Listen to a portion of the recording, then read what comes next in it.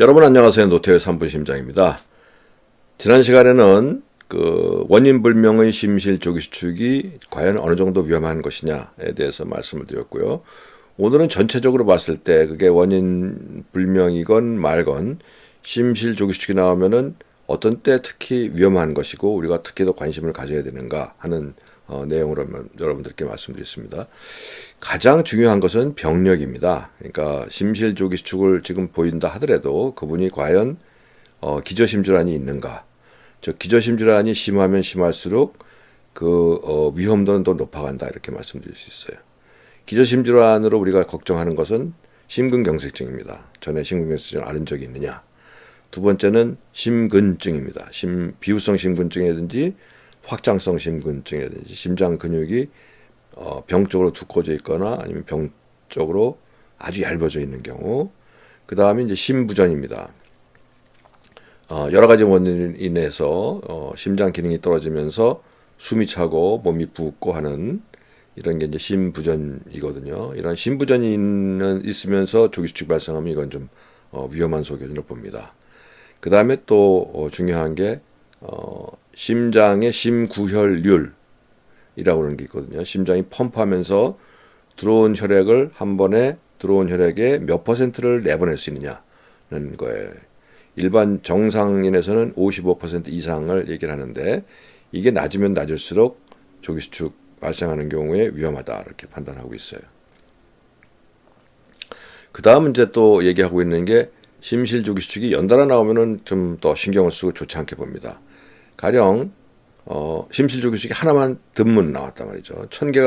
하루에 1000개가 나와도 드문 나오면은 그거는 그렇게 위험하다고 보지 않는데 이게 붙어서 나온단 말이죠.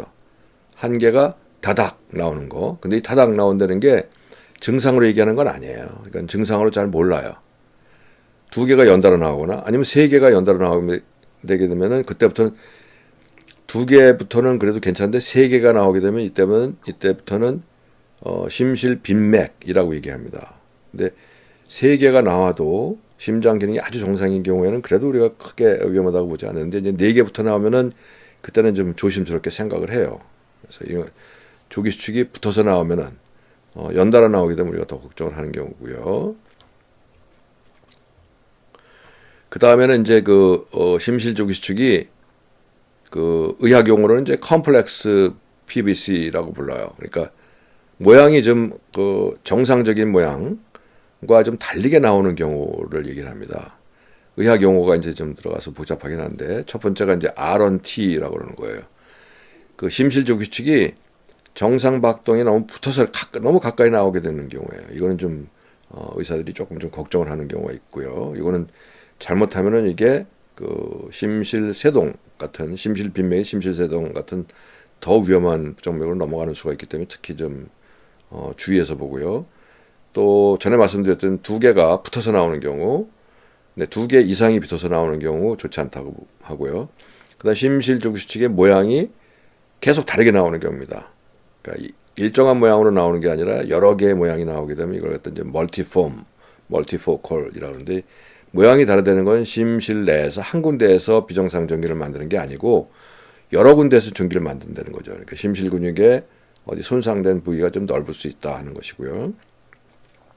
그 다음에는 이제 바이제민이라고 해서 정상화나 비정상화나 정상화나 비정상화나 이렇게 나타나는 것도 우리가 컴플렉스 PVC 좀 복잡한 심실 조기 수축이다라고 얘기를 하고 이런 경우에 좀 좋지 않다고 돼 있어요. 이거는 이제 좀 과거에 나온 연구 결과인데 이건 좀 오래된 연구 결과입니다. 1981년도에 심근경색증을 앓은 환자에서 이러한 양상을 보이는 군하고 이런 게 안 나타나는 군하고 비교해 봤을 때 그 사망의 발생이 이런 게 나타나면 사망이 더 크더라 하는 연구 결과가 있었어요. 그래서 이걸 좀 주의 깊게 보는데 이것에 대한 조금 반박이라고 그럴까요? 이걸 갖다 그대로 받아들여서 곤란하다 하는 게 이제 이 시절에는 심근경색증 환자에서 스텐트라고 하는 시술을 못 하고 있었을 시절이에요. 그러니까 치료 방법이 이제 선진 치료 방법이 많이 발전하면서 과연 그 당시에 나왔던 기준을 그대로 위험성을 판단할 때 생각해야 되느냐에 대해서는 조금 좀 지금은 조금 좀 달리 생각을 하고 있습니다. 그 다음에 빈도가 많으면 또 걱정합니다. 빈도. 그러니까 빈도라는 거는 우리가 잠시 찍는 심전도 가지고 빈도를 얘기하기 좀 어려워요. 그래서 이 경우에는 최소한도 24시간 아니면 웨어러블을 통해서 며칠간에 찍은 심전도 그 장기간 모니터링 기록을 통해 가지고 확인하는데 가령 하루에 300개만 나왔다 하는 경우보다는 하루에 1000개가 나왔다면 조금 더 좋지 않겠다 이렇게 판단하는 겁니다. 실제적으로